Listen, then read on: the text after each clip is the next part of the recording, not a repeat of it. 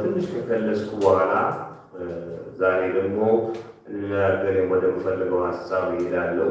ምናልባትም ላልነበራችሁ ሰዎች ይሆን ዘንድ ምን ማለት ነው ባለብዙ ብልት፣ ባለብዙ አካል፣ ባለብዙ ክፍል ምን ማለት ነው የሚለውን ስናስብ የእግዚአብሔር ቃል በሮሜ ምዕራፍ 12 ቁጥር 4 እና 5 ላይ እያንዳንዳችን በአንድ አካላችን ብዙ ብልቶች እንዳሉን እነዚህም ብልቶች አንድ አይነት ተግባር እንደሌላቸው ሁሉ እንዲሁ እኛ ብዙዎች ስንሆን በክርስቶስ አንድ አካል ነን፣ እያንዳንዳችንም የሌላው ብልት ነን። ስለዚህ ይሄ ባለብዙ ብልት አካል ብለን የምንጠራው ኢየሱስ ክርስቶስ ጌታ ራስ የሆነበት በጌታ በኢየሱስ ክርስቶስ አምነው የዳኑ አማኞች የአካሉ ክፍል የሆኑበት ደግሞ ቤተክርስቲያን የሆነችበት እንደሆነ እንገነዘባለን እና ባለፈው ሳምንት በዚህ ሀሳብ ላይ ስንነጋገር ቆይተና አንዳንድ ነገሮችን አንስተን ነበረ። እግዚአብሔር ቃል በኤፌሶን ምዕራፍ 1 ላይ በሰማያዊ ስፍራ በክርስቶስ የባረከን የጌታችን የኢየሱስ ክርስቶስ አምላክና አባት ይባረክ ሲል ብዙ ሰው እንደሚያስበው እግዚአብሔር በነፍስ ወከፍ ሳይሆን የባረከን ወደዛ ወደ ክርስቶስ አካል መንፈስ ቅዱስ እያመጣ በማጥመቅ እንደሆነ አብረን አይተን ነበረ። ጌታ የተመሰገነ ይሁን። ሌላ ያነሳ ነው ኢየሱስ ክርስቶስ ራስ የሆነበት አካል ስለሆነ እኛ የአካል ክፍል የሆነበት ስለሆነ ዛሬ በሰፊ የምናገረው እሱ ነው። ልክ ራስ ሁሉ ጊዜ ምሪትን፣ ዳይሬክሽን ምን መደረግ እንዳለበት እንደሚሰጥ ሁሉ እኛም ደግሞ እንደ ክርስቶስ የአካል ክፍል ከራስ እንጂ የምናገኘው በራሳችን እንዳልሆነ አይተን ነበር። ዛሬ ትንሽ ጊዜ ወስደን የምንነጋገረው በዚህ ሀሳብ ላይ ይሆናል። ክብር ለእግዚአብሔር ይሁን። ስለዚህ የክርስቶስ አካል ክፍል ስለሆነ የክርስቶስ አካል እሱ ጌታችን ኢየሱስ ክርስቶስ ደግሞ ራሱ የሆነበት የአካል ክፍል ስለሆነ ልክ አካላችን አይታችሁ ከሆነ ከራስ የሚሰጠውን ትእዛዝ መፈጸሙ አሁን በምናገርበት ጊዜ የምናገረውን ቃል አፌ ማውጣት የሚጀምረው ከራሴ ትእዛዝ ሰጥቶት ነው። እጆቼ እንደዚህ የሚንቀሳቀሱት ከራስ ትእዛዝ ተቀብሎ ነው። ሁሉ ነገር የሚያደርገውን ነገር ሁሉ የሚያደርገው የአካል ክፍሎቻችን የሚፈልጉትን ነገር እነሱ የሚወዱትን ነገር ሳይሆኑ ራስ የሚያዛቸውን ነገሮች ነው የሚያደርጉት። ክብር ለእግዚአብሔር። አንዳንድ ጊዜ ሪስክ ያለውን ቢሆንም እንኳን ከራስ ትእዛዝ ከመጣ የአካል ክፍሎቻችን ያደርጋሉ። እግዚአብሔር የተመሰገነ ይሁን። ዛሬ በዚህ ላይ ትንሽ ነገሮችን እናገር ፈልጋለሁ። ምን ማለት ነው? ምን ማለት ነው? ይሄ ማለት ከራስ ነው። ለዚህ ጥሩ ክፍል የሚሆነ በዮሐንስ ምዕራፍ 21 ላይ ጌታችን ኢየሱስ ክርስቶስ ከሙታን ከተነሳ በኋላ ወደ አባቱ ከማረጉ ጋር የነበረው የመጨረሻ ጊዜ ያደረጉትን ነገር ሐዋርያው ዮሐንስ እንደዚህ ብሎ ጽፎልናል። ዮሐንስ 21 ቁጥር 18 ጀምሮ እንደዚህ ይላል፣ እውነት እውነት እልሃለሁ አንተ ጎልማሳ ሳለ ወገብህን በገዛ ራስህ ታጥቀህ ወደምትሄደው ትሄድ ነበር። ነገር ግን በሸመገለ ጊዜ እጆችን ትዘረጋለህ፣ ሌላውን ያስታጥቅሃል፣ ወደማትሄደውም ይወስድሃል አለው። በምን አይነት ሞት እግዚአብሔርን ያከብር ዘንድ እንዳለው ሲያመለክት ይህን አለ። ይህንንም ብሎ ተከተለኝ አለው። ይሄ ጌታችን ኢየሱስ ክርስቶስ ከደቀ መዛሙርቱ ተለይቶ ወደ አባቱ ከማረጉ በፊት ለጴጥሮስ የተናገረው ንግግር ነው። እጅግ የሚገርም ነገር ነው። እንደዚህ ያለው እንግዲህ ይሄ በተፈጥሮ ባለውን ነገር አንስቶ እሱ ግን ጴጥሮስ ሊኖረው ስላለው ሕይወት ነው የሚናገር። በተፈጥሮ እንደምታውቀው ጎልማሳ ባለ ጊዜ ራስን የምትለብሰው ነገር ግን እድሜ እየገፋ ሲመጣ ሌሎች እንደሚያለብሱ ሁሉ አንተም ደግሞ አለው እንደዚህ ያለው በጌታ እያደግ አሁን ባለበት ጊዜ በተለይ ይህ ለጴጥሮስ ትርጉም አለው። አይታችሁ ከሆነ ከደቀ መዛሙርት መካከል እንደ ጴጥሮስ ባለ ብዙ ኦፒኒየን አስተያየት ያለው አልነበር። አንድ ጊዜ ጌታችን ኢየሱስ ክርስቶስ ወደ መገለጥ ተራራ ወሰዳቸውና በተራራ የራሱን ክብር ከገለጠላቸው በኋላ በዛ ይህን ተራራው በተገለጠበት ጊዜ ጌታችን ኢየሱስ ክርስቶስ እንደ ፀሐይ የሚያበራ በሆነበት ጊዜ ኤልያስና ሙሴ ነቢያትንና ሕግን ወክሎ በተናገሩበት ጊዜ ጌታ ሆይ በዚህ 3 ድንኳኖች አሉ፣ አንድ ለአንተ፣ አንድ ለሙሴ፣ አንድ ለኤልያስ እንስራ ኦፒኒየን የሚሰጥ ነው። ከዛም ከተራራ ሲወርዱ ጌታችን ኢየሱስ ክርስቶስ ታልፎ እንደሚሰጥ በሚናገርበት ጊዜ ጌታ ሆይ አይሆንብን እኔ በቃ እያለ ባለ ብዙ ኦፒኒየን ጌታ ኢየሱስ ይህን ስለነበረ ጴጥሮስ ሆይ እንደዚህ የምትኖርበት ጊዜ ያበቃል። ከዚህ በኋላ አንተ እንደምትፈልገው ሳይሆን ሌላው እንደሚያዝ የምትኖርበት ጊዜ ሊመጣ ነው አለው። ይህም መጽሐፍም ሲናገር በምን አይነት ሞት እግዚአብሔርን ያከብር ዘንድ እንዳለው ይናለ። ይህም ብሎ ተከተለኝ አለ። ጴጥሮስ እንደነገርኳችሁ ከበዓለ 50 በኋላ ነው ይህን ኦፒኒየኑን የተወው። በመንፈስ ቅዱስ ከተጠመቀ በኋላ ነው። ወዲያውኑ ጴጥሮስ የተናገረውን ነገር አሁንም እንዴት አይነት ባለአስተያየት እንደሆነ ላሳያችሁ። ቁጥር እንደዚህ ይላል 20 ላይ ጴጥሮስም ዘወር ብሎ ኢየሱስ ይወደው የነበረውን ደቀ መዝሙር ሲከተለው አየ። እሱም ደግሞ በራት ጊዜ በደረቱ ጠግቶ ጌታ ሆይ አሳልፈ የሚሰጥህ ማን ነው ያለው ነበር። ጴጥሮስን ይህን አይቶ ጌታ ሆይ ይህስ እንዴት ይሆናል አለው። ጌታ ኢየሱስ ስለ ጴጥሮስ እየተናገረው ዮሐንስ ምናለት ጴጥሮስ ግን ዮሐንስስ እንዴት ነው እኔስ ሞቴ አንተን ሳከብር በማንፈልገው ሁኔታ እንደሆነ ዮሐንስስ እንዴት ነው የሚሞተው አለ። ከዛ በኋላ ጌታ ኢየሱስ የመለሰለትን መልስ ልንገራችሁ። እንደዚህ ይላል ኢየሱስም እስኪመጣ ድረስ ይኖር ዘንድ ብወድ ምን አግዱ አለ። ምንም ማለት ነው ጌታ ኢየሱስ እኔ ስለ አንተ ነው የምነግረው። አንተ አሁንም ኦፒኒየን አልተወህም። እኔ አሁን እየነገርኩ ያለው ከዚህ አስተያየት ህይወት ላወጣ ነው አለው። ከዚህ አስተያየት ህይወት ላወጣ ነው አለው። ኢየሱስም እስኪመጣ ድረስ ዘንድ ይኖር ዘንድ ብወድ ምን አግዱ ተከተለኛለህ። ስለዚህ ያደቀ መዝሙር አይሞትም የሚል ይህ ነገር ወደ ወንድሞች ወጣ። ኢየሱስ ግን እስኪመጣ ድረስ ይኖር ዘንድ ብወድ ምን አግዱ አለው እንጂ አይሞትም አላለው። በዚህ ክፍል የምንመለከተው ጌታ ኢየሱስ ምን አለው? አሁን አንተ ባለ ብዙ አስተያየት የምትፈልገው የምታደርገው ታስታውሳላችሁ። በሰይፍ አንስቶ የአገልጋዩን ጆሮ የቆረጠ ነው ወንድማችን ጴጥሮስ። ጌታ ኢየሱስ እንደዚህ የማታደርግበት ጊዜ ይመጣል አለው። ወንድሞቼና እህቶቼ እኔና እናንተ መንፈስ ቅዱስ እየወሰደ የክርስቶስ አካል አድርጎ በሚያጠምቀን ጊዜ በሕይወታችን ከሚከናወነው ነገር አንዱ አስተያየት ከመስጠት እናቆማለን። ክብር ለእግዚአብሔር ይሁን። አንዳንዶች ያውቃለሁ ወደ እግዚአብሔር ቤት በሚወጡበት ጊዜ ባለ ብዙ አስተያየቶች ናቸው። ለምን እንደዚህ ይሆናል? ይሄ ለምን አይደረግም? ለምን እንደዚህ አይሆንም? ወንድሞቼና እህቶቼ ተስዋለ ለቤት ይጠራል። ወንድሞቼ እኔና እናንተ አስተያየት ልንሰጥ ጥሩ ኢኒሼቲቮችን ለማምጣት ሳይሆን ራስ የሆነው ክርስቶስ ጌታችን ኢየሱስ ክርስቶስ የሚናገረን ነገር ለማድረግ ነው። ክብር ለእግዚአብሔር። ቤተክርስቲያን እንዴት አይነት ፋንክሽን መሆን እንዳለባት እኔና እናንተ መወሰን አንችልም። አንዳንድ ሰዎች እንደዚህ ይላሉ፣ አሁን ቤተክርስቲያን ለዘመኑ ትውልድ ሬሌቫንት ትሆን ዘንድ እንደዚህ እናደግ አይደለም። ኢየሱስ ክርስቶስ እንድትሆን የሚፈልገው ነው። በዚህ ባለ ብዙ ብልት አካል ውስጥ ወንድሞቼና እህቶቼ ይህና የእናንተ ድርሻ ከራስ የሚሰጠንን ነገር መፈጸም ነው እንጂ አስተያየት መስጠት አይደለም። አሁን እንዳየነው በኋላም በጴጥሮስ ሕይወት ውስጥ አላችሁ ወንድሞቼና እህቶቼ ይህን ከበዓለ 50 በመንፈስ ከተጠመቁ በኋላ ጴጥሮስ አስተያየት ስጣት ትመለከቱ። ክብር ለእግዚአብሔር ይሁን። ገባው። ከዚህ በኋላ አለ እኔ አሁን ጎልማሳ አይደለሁም አለ። አሁን ምን ሆኛለሁ አለ? መቼው ሆኛለሁ በዚህ ያለው አለ። ስለዚህ ምን የሚጠበቅብኝ ራሴ የሚሰጠኝን ነገር ማስፈጸም ነው። ጌታ የተመሰገነ ይሁን። ክብር ለእግዚአብሔር ይሁን። ሃሌሉያ። ዛሬ ወንድሞቼና እህቶቼ የዚህ የባለ ብዙ ብልት አካል ክርስቶስ ይገባል። ወንድሞቼና እህቶቼ ከአስተያየት እንወጣና አንዳንድ ሰዎች እንደዚህ ይኛል ለምን ያናደርገው ሲሉ የመጠቃ ጌታ የሰማችሁት ነገር አለ ወይ ይላቸዋል። ግዴታ መስማት አለ። አዎ መስማት አለብን። ከብዙ ዓመታት በፊት ፓስተር ጆ በትምህርታቸው የተናገሩት በነገራችን ጥሩ ነው። አንድ ወላጅ ነበረኝና የቴሌቪዥን ጣቢያ ሊኖር ይገባል እያለ በብዙ ቴሌቪዥን ሬዲዮ ጣቢያ ሊኖር ይገባል እያለ ብዙ ጊዜ ላይ ስለነበረ እኔም በቃ ጥሩ አልኩና ለሬዲዮ ጣቢያ የሚያስፈልጉትን ነገሮች ሁሉ ገዛውና ካመጣው በኋላ መንፈስ ቅዱስ ምን አለኝ? ለምን ገዛህ አለኝ።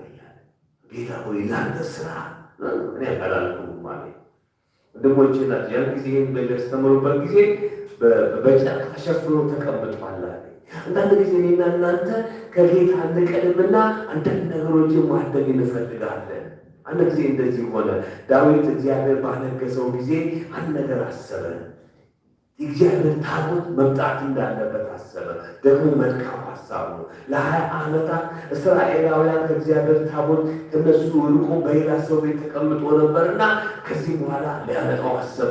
በዚህ ላይ የእግዚአብሔር ቃል ትክክለኛ ነገር ግን በምን አመጣው? ያ መጽሐፍ ቅዱሳችን በአዲስ ሰረገላ። ጥሩ አይደለም እንዴ? ጥሩ አልነበረም። የእግዚአብሔር ቃል ሲናገር ምኖቹ በሬዎቹ ፋንኑ ይላል። በሬዎቹ ፋንኑ ጊዜ ታቦቱ መነቃነቅ ጀመረ። እንደውም አፖስትል ጳውሎስ ስለዚህ ነገር ሲናገሩ እግዚአብሔር ነው እንዲፋንኑ ያደረጋቸዋል። ምክንያቱም ለዳዊት ሊያስተላልፈው የፈለገው መልእክት አለ። ኦዛ የሚባል ሰው ነበር። ኦዛ እግዚአብሔር ታቦት ጋር በጣም ተለማምዶ ነበረ። በዛ በተቀመጠበት ቤት የሚጠብቅ የነበረው ኦዛ ነበረ እና ፋሚሊየር ነው። ፋሚሊየር ስለሆነ ምን አሰበ? ታቦቱ ሊደግፈው ሲሞክር በጣም የሚገርማችሁ ታቦቱ በፍልስጤማውያን ዘንድ በነበረበት ጊዜ እኮ እንደዚህ አልሆነም።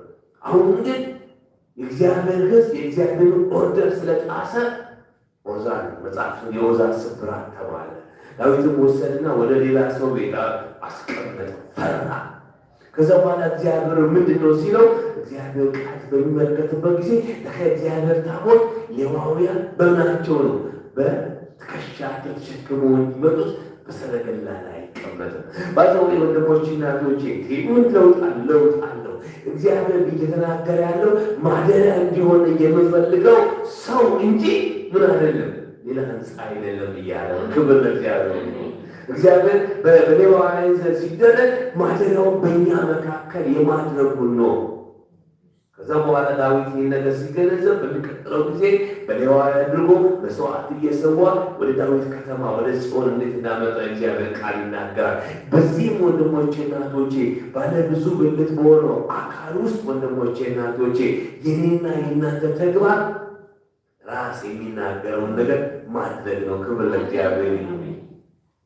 ብዙዎቻችን ወደ ክርስቶስ ከመምጣታችን በፊት ብዙ አስተያየት ያለን ብዙ አመለካከት ያለን ሳለ ወደ ክርስቶስ ከመጣን በኋላ እነዛን አስተያየቶቻችን ይዘን መንመጣ አይታችሁ እንደሆነ አንዳንድ ሰዎች ገና ወደ ጌታ እንደመጡ የሌላቸው አስተያየት እንዲህ ማድረግ አለብን። በጣም ወንድሞቼ እና እህቶቼ እኔና እናንተ ለዚህ ዓለም የተጠራ ነው። ክብር ለእግዚአብሔር ይሁን። ይህና የእናንተ አካል ክፍል የሆነበት ራስ የሆነው ነገራችሁ ብሉ ፕሪንቱ በእጁ አለ። ክብር ለእግዚአብሔር ይሁን። ማንም እንደዚህ አድርግ ሊለው በማያስፈልግ ብሉ ፕሪንቱ አለ። ለዚህ ብሎ ጌታችን ኢየሱስ ክርስቶስ ለሰባቱ በእስያ የነበሩት አብያተ ክርስቲያናት በጻፈበት ጊዜ በዚህ በኩል ነገር ተሳስተሃል የሚናገር ምንድን ነው? የኔ ናቸው ብሎ አካሌ ቤተክርስቲያን የኔ ናት፣ አንተ እንደፈለግ ማድረግ አትችልም። ክብር ለእግዚአብሔር ይሁን። ሃሌሉያ። ስለዚህ ወንድሞቼ እናቶቼ ይህና የእናንተ ኃላፊነት እንደዚህ ነው። ሐዋርያ ጳውሎስ በሁለተኛ ቆሮንቶስ ምዕራፍ 11 ላይ በቆሮንቶስ የነበሩ ቅዱሳን ወንድሞቼ እናቶቼ ከዚህ ነገር እንዳይሽቱ ሰግቶ ስለተናገረው ነገር አብረን እንድናደርግ ፈልጋለሁ። ሁለተኛ ቆሮንቶስ 11 ከቁጥር 2 ጀምሮ እንደዚህ ብሎ ይናገራል። በእግዚአብሔር ቅናት እቀናላችኋለሁ፣ እናንተን እንደ ንጽሕት ድንግል ለክርስቶስ ለማቅረብ ለአንድ ባል አጭቻችኋለሁና። ነገር ግን እባብ ሔዋንን በተንኮል እንዳሳታት ምናልባትም የእናንተ ልቦና ተበላሽቶ ለክርስቶስ ካላችሁ ቅንነትና ንጽሕና እንዳትወሰዱ እሰጋለሁ። ምንድን ነው የሚለው? እንደዚህ ነው የሚለው፣ እናንተን ለክርስቶስ አጭቻችኋለሁ። ስለዚህ እኔ ግን አንድ ስጋት አለ። ስጋቴ ምንድን ነው?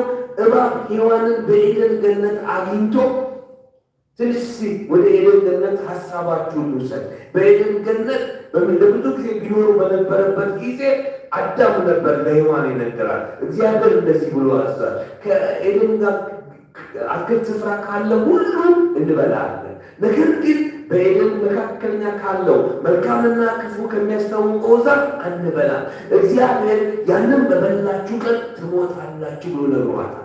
ስለዚህ እባብ አንድ ቀን መጣና ለሔዋን እንደዚህ አለ፣ በሙሉ እግዚአብሔር በኤደን አትክልት ስፍራ ካለ ሁሉ እንዳትበሉ አውቆ ነው። በነገራችን ላይ ሰይጣን ወደና ወናንተ ውስጥ ሲመጣ ምንም እንደማያውቁ ነው ጥያቄ በመጠየቅ ነው የሚመጣ። ያውቃል እኮ አይ እንበላለን አለችው። ነገር ግን አለችው በአትክልት ስፍራ መካከለኛ ካለው ዛፍ ግን እግዚአብሔር እንደዚህ አለ፣ እንዳትነኩትም እንዳትበሉ። ሔዋን ያጠፋችሁ ሁለት ነገር ልንገራችሁ። ይህን አስተያየቷ የመጀመሪያ ሔዋን ያጠፋችሁ ነገር ምን ይመስላችኋል መሰላችሁ? በስሙ አልጠራችሁ። በኤደን የአትክልት ስፍራ ወንድሞችና እህቶቼ መልካምና ክፉ የሚያስታውቀው ዛፍ ብቻ አይደለም ያለ፣ ምን አለ? የሕይወትም ዛፍ አለ ማለት የነበረባት መልካምና ከሚያስታውቁ ነው። እሷ ግን ምን አደረገች? ቀነሰች። ምን ብላ ቀነሰች? በመጀመሪያ ጨመረች። አትነኩት፣ አትንኩትም ማለት እግዚአብሔር አትንኩት አለ፣ አትብሉ ነው ያለ። ሁለተኛ ምን አደረገች ሔዋን? ስሙ አልጠራችም። ይልቅን በቦታው የሕይወትም ዛፍ አለ። ወንድሞቼና እህቶቼ ከዚህ ክፍል የምንመለከተውና ሐዋርያ ጳውሎስ ስጋቱ እናንተ ለክርስቶስ ከመታዘዝ ይልቅ ለክርስቶስ የሚላችሁን ከማድረግ ይልቅ ባለአስተያየት እንዳትሆኑ እንደ ሔዋን እሰጋለሁ አለ። ከዛ በኋላ እባቡ እንደዚህ አላት ለሔዋን ዘፍጥረት ምዕራፍ 4 እና 6 እባቡ ሴቱን እንዲህ አላት፣ መሞቱን እንኳን አትሞቱም። ከፍሬው በበላችሁ ጊዜ ዓይኖቻችሁ እንደሚከፈትና መልካምና ክፉ በማወቅ እንደ እግዚአብሔር እንደምትሆኑ እግዚአብሔር ስለሚያውቅ ነው። ልክ ይህን ከነገራት በኋላ ያንን መልካምና ክፉ የሚያስታውቀውን ዛፍ ስታይ ከዚህ በፊት ስታየው የሚታያት የነበረው መሞት ነበር። አሁን ግን ስታየው ምን እንደታያት በቁጥር 6 ላይ ሴቱም የዛፉ ፍሬ ለመብላት መልካም፣ ለዓይን የሚያስደስትና ጥበብን ለማግኘት የሚያጓጓ እንደሆነ አየች። ስታየው ወንድሞቼና እህቶቼ ይወላችሁ የክርስቶስ የአካል ክፍል መሆናችሁን በገንዘብ አቅታችሁ ራስ እንደሆናችሁ በምታስቡበት ጊዜ ኦፒኒየን አንዳንድ ሰዎች ይመስላሉ ይሄ በእግዚአብሔር ኃጢአት ነው ይባላል እንጂ ጌጥ ይላል። ቅርብ ጊዜ አንድ ነገር እያየሁ ነበር በዚህ ሳምንት ስለ ዘፈን መጥፎ ዘፈን አለ እንጂ ጥሩ ዘፈንም አለ የሚል አንድ ሰው አንድ መጽሐፍ ጽፎ ነበር። ቤተኛ ብሎ የጻፈው መጽሐፍ ነበርና ዮናስ ባል ሰው በዛ የተደረገው ውይይት ላይ ይሰማ ነበርና እሱ ይከራከራል። እንዴት ነው ምናምን ነው የቀረቡ ሰዎች ቁጭ አድርጎ የእግዚአብሔር ቃል ካለ እኛ አስተያየት ሊኖሩ አይገባም። ወንድሞቼና እህቶቼ ሰይጣን አንድ ወደኛ ሲመጣ አስተያየት በመስጠት ነው። በዚያ በውዱ እንደዚህ ማድረግ ብዙ ክፉ ነገር የለውም ይላል። ወንድሞቼና እህቶቼ እኔ ማለት ያለባችሁ በዚህ ላይ እኔ አስተያየት አልሰጥም፣ ኦፒኒየን የለኝም። ታዲያ ምንድን ነው ጌታ የተናገረው ቃል ነው። ክብር ለእግዚአብሔር ይሁን። ዛሬ ግንቦት 1 ነው እና የምሰራበት መስሪያ ቤት ምን አጋጠመን? ግንቦት ልደታ እናከብራለን ብለው ገንዘብ ሰበሰቡ። ወይሳውን ሰበሰቡ። አይ ይሄ ግንቦት ልደታ ምድር ለአጋንንት ነው አልኳቸው። በጣም ነው እሱ አይደለም ምናምን አሉ። ብቻ ዛሬ ብቻ ስቀር በሙሉ ተሰባስበው በቃርደው ባለፈው ዓመት የተሳሉ ሰዎች ሁሉ ያደርጉ ነበርና ወንድሞቼና እህቶቼ ብዙ ሰዎች ሊያሳምኑ ይመጡ። ይህ ጌቱ ጌዘር ነው ምናምን ነው። ወንድሞቼና እህቶቼ ምንም ኦፒኒየን ሊኖረን አይገባም። የእግዚአብሔር ቃል በአንደኛ ቆሮንቶስ ሲናገር በአጋንንት መስፋር በመካፈል ክርስቶስ እናስቀና ይገባል። የክርስቶስ የአካል ክፍል ስለሆንኩኝ እኔ እንኳን ብፈልግ እኔ እንኳን ከነሱ ጋር ባደር የኔ አካል ክፍል ማድረግ አልችልም። ክብር ለእግዚአብሔር። ዋችማን የሮማ ክርስቲያን የሚለው ትምህርቱ ላይ ከተናገረው አንድ ነገር ልናገር ጥሩ ከዚህ በፊት በተደጋጋሚ ነግራቸው ለዚህ ስለሚያስፈልግ በድጋሚ ነግራቸዋለሁ። በባቡር እየተጓዘ የነበረ አንድ ሰው ነበርና ካርታ ይጫወታሉ ብዙ ሰዎች እና አንድ ብድግ ብሎ ወደ መታጠቢያ ቤት ሄደና ስለዚህ ስለጎደላቸው አንተ ለምን ከእኛ ጋር ትጫወትም አሉት። እኔ እኮ እጅ የለኝም አላቸው። ይኸው ልጆች አለ ይሄ የኔ አይደለም የማን ነው አለ። የክርስቶስ ናቸው አለ። ወንድሞቼና እህቶቼ እኔና እናንተ እንደዚህ የተጠራ ነው። ክብር ለእግዚአብሔር ይሁን። እኛ የማንፈልገውን ብቻ ሳይሆን የምንፈልገውን እንኳን ራስ ሆኖ ክርስቶስ እስካልፈለገው ድረስ ልንካፈል አይገባም። ሃሌሉያ። ስለዚህ ሰዎች አንዳንድ ጊዜ አንደበቶቻችሁ ከነሱ ጋር ሰዎችን እንዲያሙ በሚጠይቋቸው ጊዜ አፍ የለኝም በሏቸው። ይህ አፍሽ ይሄ የክርስቶስ ነው። የክርስቶስ ስለሆነ እሱን ሊናገር የሚፈልገውን ብቻ ለመናገር ነው የሚከፈተው። ሃሌሉያ። ወንድሞቼና እህቶቼ ያለን ነገር ሁሉ የሱ ነው። የዚህ የባለ ብዙ ብልት አካል ክፍል ብልቶች መሆናችንን ስናቅ ሕይወታችን የምንኖረው የተለየ ያደርገዋል። ጌታ የተመሰገነ ይሁን። ስለዚህም ደግሞ እንደዚህ አላቸው ወንድና ቆሮንቶስ 11 ላይ ምክንያቱም አላቸው አንድ ሰው ወደ እናንተ መጥቶ እኛ ከሰበክንላችሁ ኢየሱስ ሌላ ኢየሱስ ይሰብክላችሁ ወይም ከተቀበላችሁ መንፈስ የተለየ መንፈስ ብትቀበሉ ወይም ከተቀበላችሁ ወንጌል የተለየ ወንጌል ብትቀበሉ ነገሩን በዝምታ ታልፉታላችሁ ማለት ነው። ወንድሞቼና እህቶቼ አስተያየት ሊኖረን አይገባም። አንዳንድ ሰዎች ይመጡና በእግዚአብሔር ቃል ከተገለጠ ውጪ ሌላን ኢየሱስን ሊያስታውቁን ይፈልጋሉ።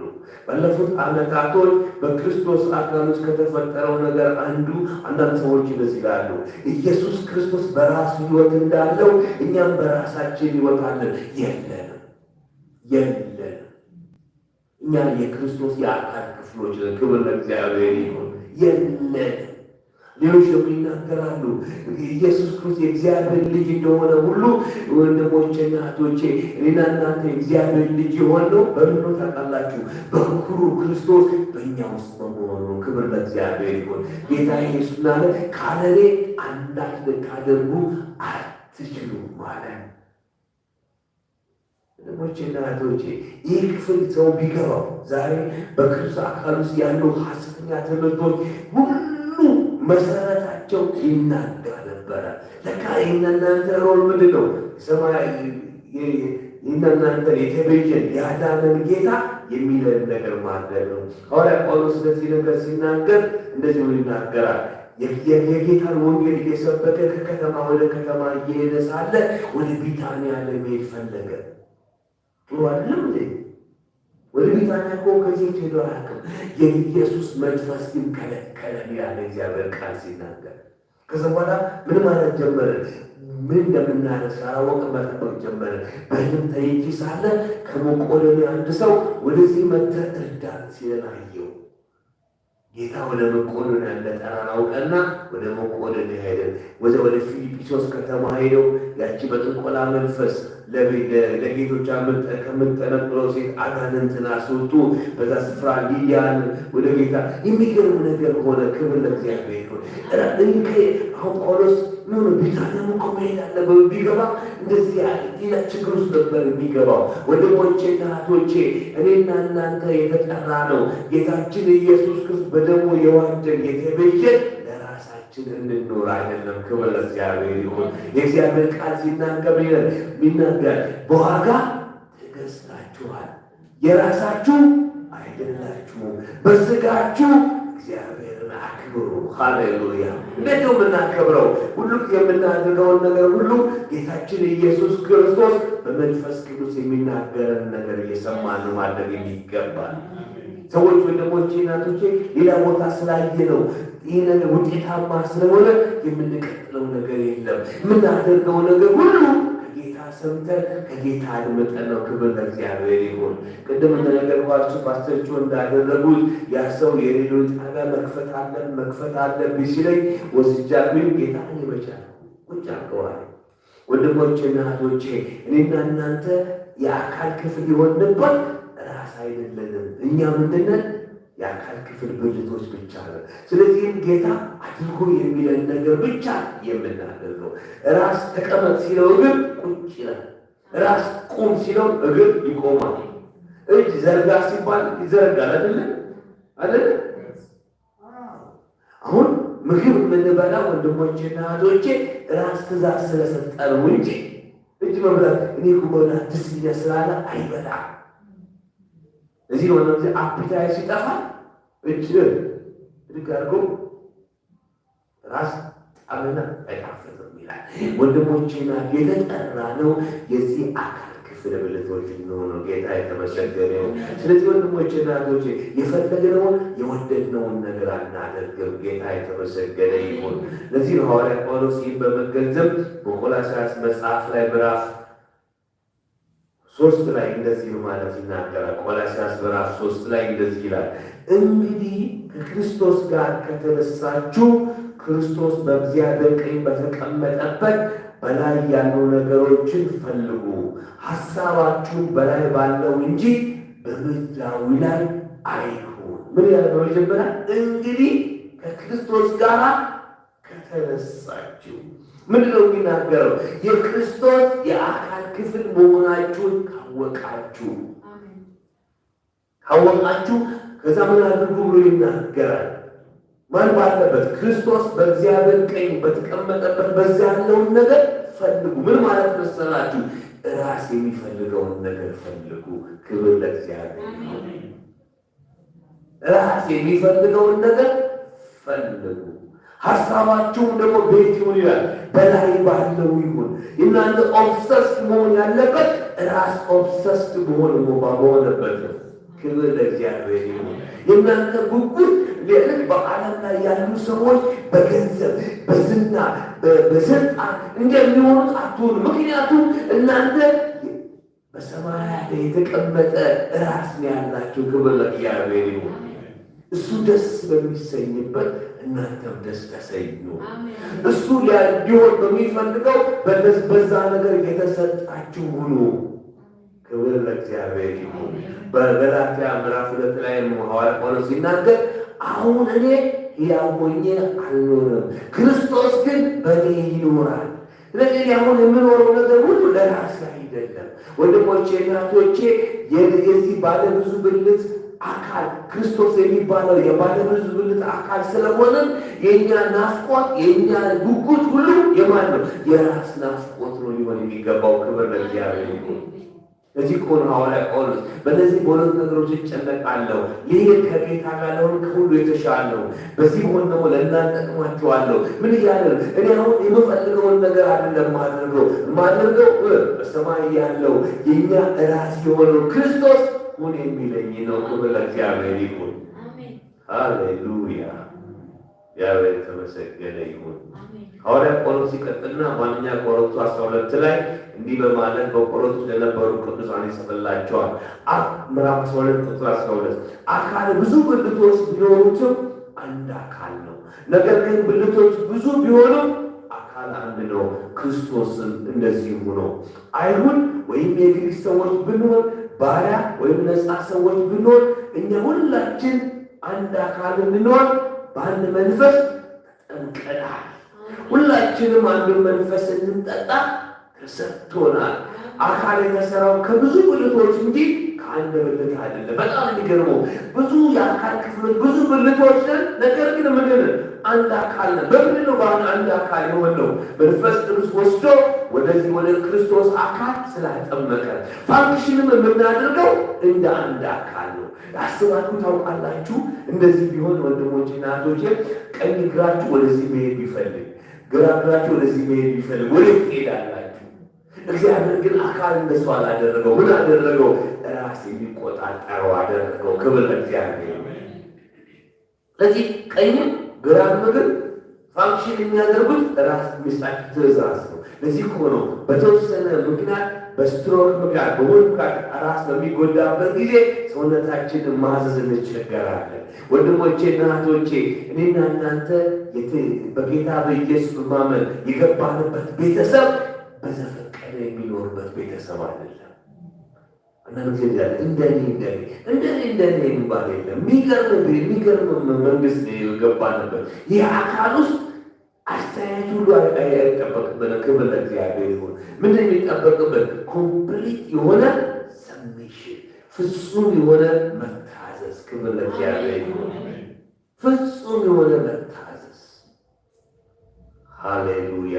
አይሁድ ብንሆን የግሪክ ሰዎች ብንሆን እኛ እኮ አይሁድ ስለሆንን ነገሮችን የምናደርገው እንደዚህና እንደዚህ የለም። እኛ ኢትዮጵያውያኖች ስለሆነ የለም እንደዚህ፣ እኛ ሱዳናውያን ስለሆነ የለም። ራስ በሚሰጠው ትእዛዝ ነው። ክብር ለእግዚአብሔር ይሁን። እኛ እኮ እንደዚህ አይነት ነገር አንወድም። ኖ እሱ ጉዳይ አይደለም። ክብር ለእግዚአብሔር ይሁን። አንዳንዶቻችን ወደ ክርስቶስ ከመጣ በኋላ ከሰዎች ጋር ሪሌት ማድረግ አንፈልግም። በጣም ግላዊ ነን። ነገር ግን በዚህ በክርስቶስ አካል ውስጥ ይህ ኦፒኒየናችን ስፍራ የለውም። ክብር ለእግዚአብሔር ይሁን።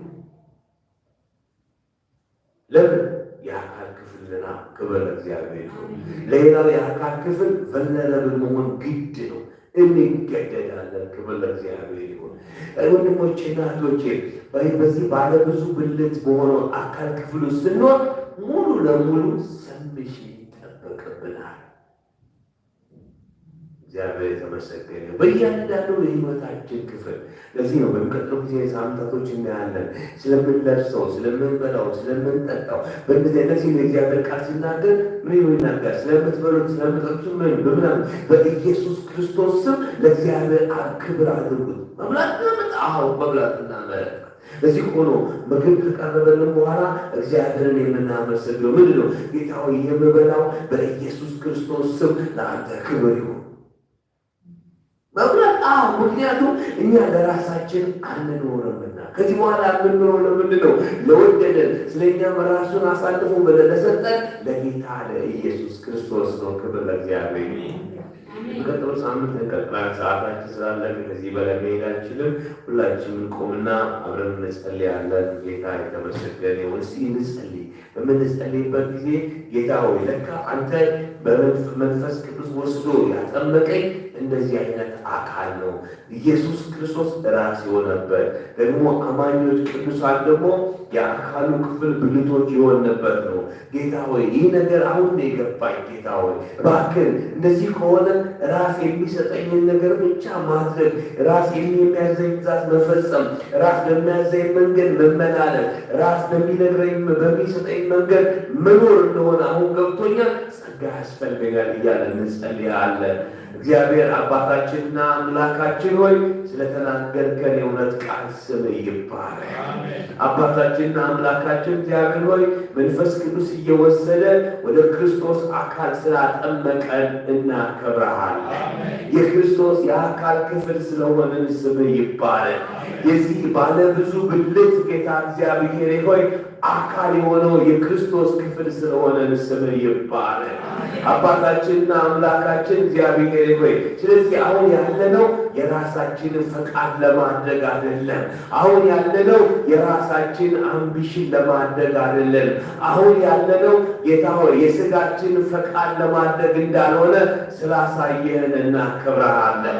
ጌታችንና አባታችን እግዚአብሔር ሆይ እባብ ሔዋንን በተንኮል እንዳሳታት እኛም ጌታ እግዚአብሔር አባታችን ጠላት እንዳያስተን ጌታው የክፉን ሐሳብ አባታችንና አምላካችን እንድናቅበት እንድትረዳን እንጸልያለን። አቤቱ ጌታችንና አባታችን እግዚአብሔር ሆይ እባክህን እንጸልያለን። ሁለንተናችን፣ እጆቻችን፣ እግሮቻችን፣ ብልቶቻችን ሁሉ ጦርቅ አድርገን ለአንተ እንድናቀርብ እንድትረዳን ጸለይ። አባታችን አምላካችን እግዚአብሔር ሆይ የጠራህን አባታችን ሆይ አስተያየት ለመስጠት አይደለም። የጠራህን እኛ እንደምንፈልገው ለመመላለስ አይደለም። የጠራህን ለአንተ እንድንኖር እንደሆነ አውቀን ጌታ እግዚአብሔር እየታዘዝን እየሰማን ጥያቄ እንኳን ሳንጠይቅ አቤቱ ጌታ ሆይ አንተ የምትለንን ጌታ ሆይ እያደረግን እንድንመላለስ እንድትረዳን እንጸልያለን። ለዚህ ደግሞ ጸጋ ያስፈልገናል። ጌታ ሆይ እባክህን ጌታ እግዚአብሔር ሆይ መንፈስ ቅዱስ የሚነግረንን፣ መንፈስ ቅዱስ የሚያዝዘንን፣ መንፈስ ቅዱስ የሚያመለክተንን እያደረግን መመላለስን እንችል ልትረዳን ጸለይ። እኔም ይህንን ቃል የምናገርበትን መንፈስን ስለሰጠኝ አመሰግናለሁ። ወንድሞቼና እህቶቼም ስለሰሙት መስማት ስምህ ይባረክ። ይህ የሰማነው ቃል በእምነት ተዋህዶ ስለሚጠቅመን ሁሉ እናከብረሃለን። ክብር ሁሉ ለአንተ ይሁን። በጌታ በኢየሱስ ክርስቶስ ስም ጸለይ። አሜን።